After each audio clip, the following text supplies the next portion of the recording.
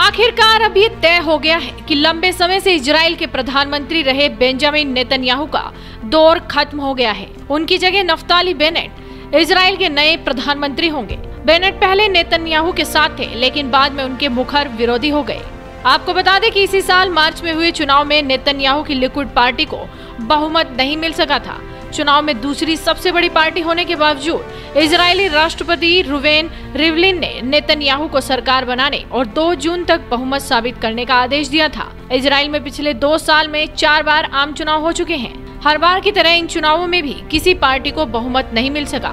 Israel की संसद Knesset में कुल 120 सीटें हैं। इनमें नफ्ताली बेनेट की यामिना पार्टी के पास 6 सीटें हैं। विपक्ष की जोड़ तोड़ की राजनीति में यामिना पार्टी के chief Naftali Bennett king maker बनकर उभरे और उन्हें विपक्षी दलों को पीएम पद देना पड़ा।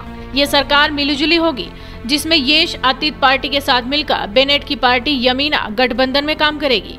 इस दौरान दोनों पार्टियों के नेता कार्यकाल का भी बंटवारा कर सकते हैं। लेकिन अब आपको जानना चाहिए कि कौन है ये नफ्ताली बेनेट, जो बेंजामिन नेतन्याहू की जगह इजराइल के नए पीएम बनने जा रहे हैं। नफ्ताली बेनेट अमेरिकन अप्रवासी शख्स की संतान है और लगभग 50 साल के हैं। नेतन्याहू की तुलना में काफी युवा और ऊर्जावान है। वैसे बेनेट का जन्म इजराइल के ही हाइफा शहर में हुआ था और वो धार्मिक तौर पर यहूदी हैं। तेल अवीव में रहने वाले ये शख्स मौजूदा पीएम के साथ रहते हुए सरकार में वित्त मंत्रालय और शिक्षा जैसे अहम विभाग देख चुके हैं। साथ ही वो इजरायली सेना में कमांडो भी रह चुके हैं। निजी जिंदगी में बेनेट पूरी तरह से यहूदी मान्यता रखते हैं। यहाँ तक कि वो अपने सिर पर एक तरह की धार्मिक टोपी पहनते हैं, जो कट्टर यहूदी सोच वाले लोग पहनते हैं। यानी बेनेट अपनी धार्मिक सोच को राजनीति में आकर छिपाएंगे, ऐसा सोचा नहीं जा सकता। वैसे नफ्ताली बेनेट को हाईलाइनर राष्ट्रवादी नेता माना जाता है। यानी ये भी हो सकता है कि बेनेट के सत्ता में आने के बाद हमास के आतंकियों की मुश्किलें कम होने की बजाय बढ़ ही जाएं।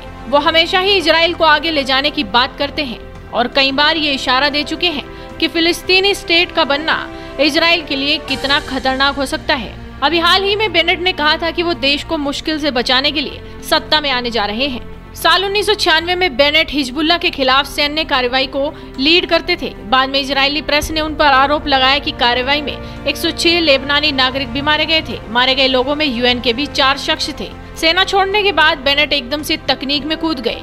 उन्होंने तेल अवीव में एक टेक कंपनी शुरू की, जिसे कुछ ही समय बाद $145 मिलियन में बेच दिया। कंपनी की बिक्री के बाद बेनेट दोबारा राजनीति में आ गए। तब नेतन्याहू विपक्षी पार्टी में थे। बेनेट उन्हीं से जा मिले और कामकाज करने लगे।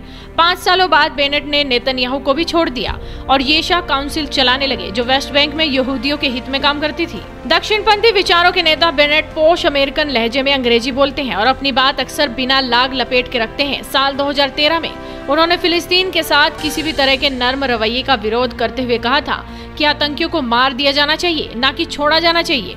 यानी इस मामले में देखा जाए तो मौजूदा पीएम और संभावित पीएम बेनेट एक जैसी विचारधारा रखते हैं। बाकी तो उनके सत्ता में आने के बाद ही पता चलेगा कि वो किस तरह से काम करते हैं। तो आप भी इस वीडियो को शेयर कर दीजिए और जुड़े रहिए हेडलाइंस इंडिया के साथ।